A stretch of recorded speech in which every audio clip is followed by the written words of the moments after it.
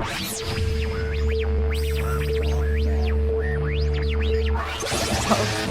say co-host?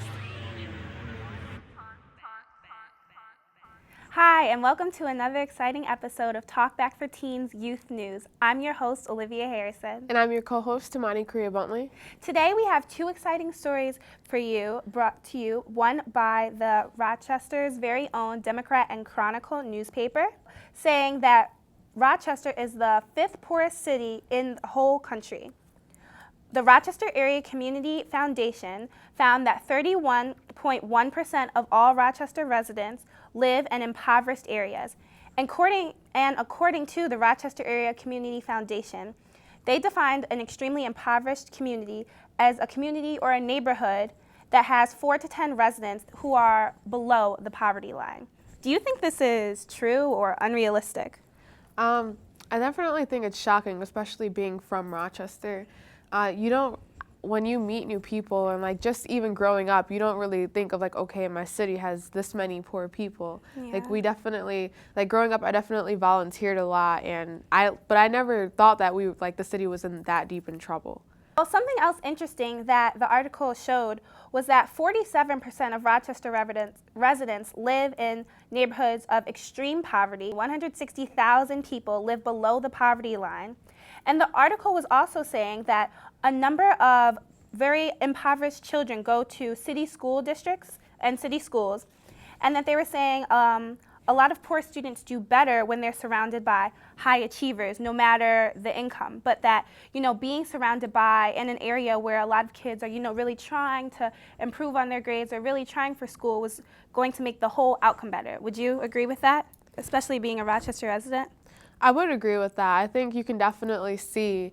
I went to school without Walls High School in downtown Rochester, and you could definitely, there were the kids who didn't really want to be in school, and you can see it, but most of the people actually wanted to be there, and they used their background to help them. I want to help my mom when I get older, and I just want to be, everyone says that they want to be the one to put Rochester on the map for doing something positive. So you definitely see that in the city. And I think it's also interesting, I guess you could notice that Rochester has a huge poverty when you look at the city school district, because the school district recently cut spending, and you see how everyone gets free lunches now because of the poverty level, and it's just, so I guess you can see that in there. I think it's interesting that Rochester has so many colleges in the area, like RIT, U of R, Brockport, and that, they're pulling in a lot of money from all these students, especially international students who are going here, and still Rochester as a whole within the city is very, very poor. I think maybe if some of these colleges, did more to kind of partner with city residents or, partner to put money back into the city, that might also improve. For example, RIT and U of R, I believe they both offer scholarships for city school district students. So as long as you get accepted, they offer you pretty much your tuition fully covered. So that has definitely influenced a lot of people to push towards going to college and staying local. Yeah. That definitely helped me financially with attending RIT. I wonder what other people would think. Do you think that Rochester is the fifth poorest city in the country? Is that surprising to people, especially residents of this community? I mean, what do you guys think? I'm not from Rochester, but when I heard it, I was definitely surprised because I go to school at RIT, and in Henrietta, it doesn't seem like people are that poor. So I guess in college, you're kind of disconnected. So I would really be curious and wondering what people have to say about this. Is this an accurate representation of your city, the place that you call home? And if that's so, then what could you do, or what do you think you could do to try to change this or improve it? Another story that I had was from the Huffington Post. They put out an article earlier today that basically said that the mayor of Sochi, which is where the next Olympics is being hosted, he said that there were reportedly no homosexuals in Sochi as far as he knew. And however, that he would allow homosexuals to attend the Sochi Olympics as long as they abided by Russia's homosexual propaganda law.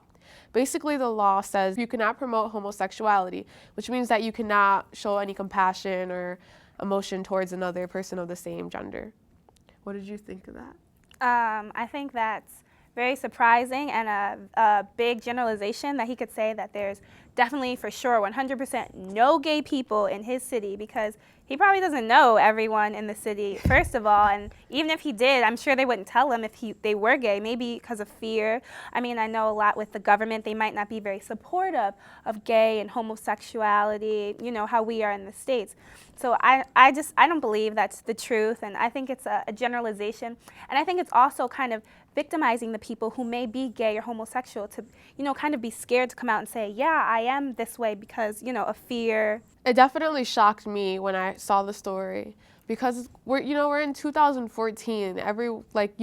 We all want equality, and after there have been so many civil rights and different things going on. Women's movement. Yeah, and we still have this going on. Like, why would you think that was okay?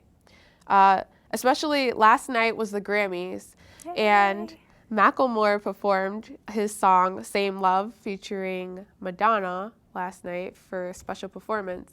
And Queen Latifah actually invited out 34 couples during the performance to be married, and they were actually married right on live television. That's cool.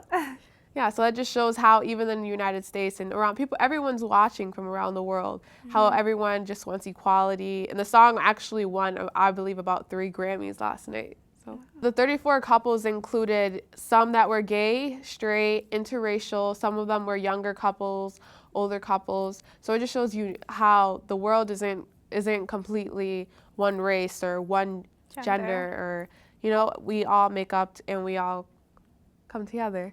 Kind of shows the diversity with us, you know, that it doesn't matter what you look like or what your gender is, that you should have the right to get married and to be happy and to be loved. And that's a theme that, you know, maybe will carry on to this man in Russia. And, you know, maybe he'll think of that when he sees, you know, people like America and some more progressive nations, you know, in support of this.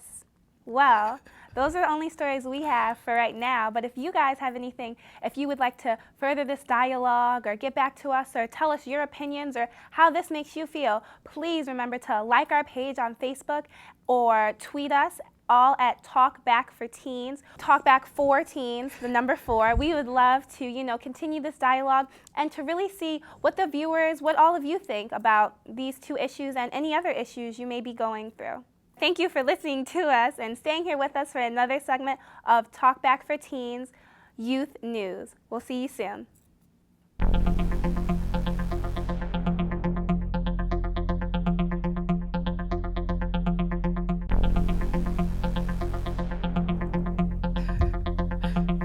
I was like,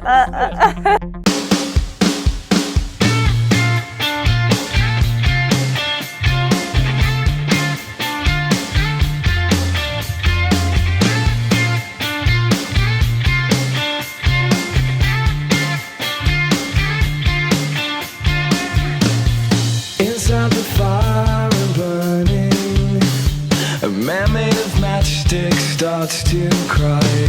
The feeling of getting older, realizing he doesn't want to die.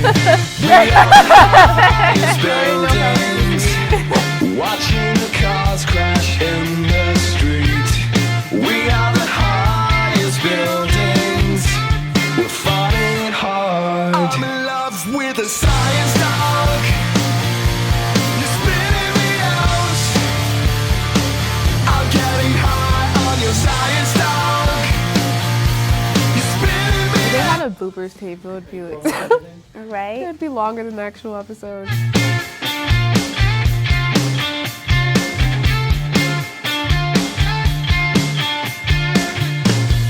Inside the fire and burning, a man made of matchsticks mends his arm, trying to find a reason Hi, my name is for why Olivia. his love burns out so fast. We were a growing city, we were untouched by the winds and the rain.